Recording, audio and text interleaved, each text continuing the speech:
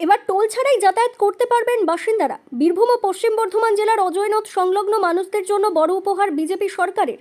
দুবরাজপুর ব্লকের লোবা গ্রাম পঞ্চায়েতের বাবুপুর গ্রামে অজয়নদ ও হিংলো নদীর সংযোগস্থলে একটি ফেরিঘাট ছিল, যে ফেরিঘাট দিয়ে সাধারণ মানুষদের যাতায়াত করার জন্য তৃণমূল আশ্রিত কিছু ব্যক্তিকে টোল ট্যাক্স দিতে হতো।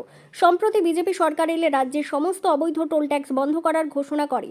এরপরে ফেরিঘাটের টোল ট্যাক্স বন্ধ হয়ে যায়। তবে টোল ট্যাক্স না নিতে পারার আগে ফেরিঘাটের বড় অংশ কেউ বা কারা ভেঙে দেয়। পরবর্তীতে বাঁশের মাচা করে যাতায়াত শুরু হলেও তাও ভেঙে যাওয়ার অভিযোগ ওঠে। এমন পরিস্থিতিতে বিজেপি সরকার পুনরায় ওই ফেরিঘাট মেরামত করার কাজ শুরু করেছে। খুব তাড়াতাড়ি এই কাজ শেষ হবে এবং কাজ শেষ হলে গুরুত্বপূর্ণ এই রাস্তা দিয়ে কোনো রকম টোল ট্যাক্স ছাড়াই যাতায়াত করতে পারবেন সাধারণ মানুষেরা। বিজেপি বিধায়ক অনুপ কুমার সাহা জানান, সাধারণ মানুষদের সুবিধার্থে সমস্ত রকম কাজ করবে ভারতীয় জনতা পার্টির সরকার।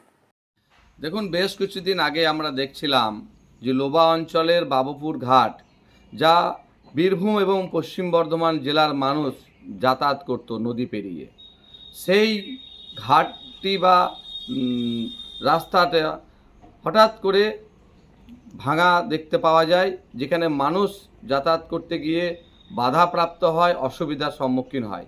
আমাদেরকে জানার পরেই আমরা তৎক্ষণাৎ প্রশাসনের সাথে কথা বলে আমরা সম্পূর্ণভাবে দায়িত্ব নিয়ে সেই রাস্তাটা নির্মাণ করে দেওয়া হয়েছে এবং আগামী দিনে এই রাস্তার ওপর দিয়ে মানুষ খুব সুন্দরভাবে যাতায়াত করতে পারবে, যা আগামী দিনে কোনো সমস্যা হবে বলে আমরা মনে করছি না। অবশ্যই মানুষের কথা ভেবেই এই রাস্তাটা তৈরি করা হলো, কারণ আমাদের বীরভূম এবং পশ্চিম বর্ধমান জেলার মানুষ নিয়মিত এটাতে যাতায়াত করে, সাইকেল থেকে, মোটরসাইকেল থেকে, চার চাকা থেকে শুরু করে তাদের অসুবিধা হচ্ছিল। আগামীতে এই অসুবিধা দূর হয়ে যাচ্ছে।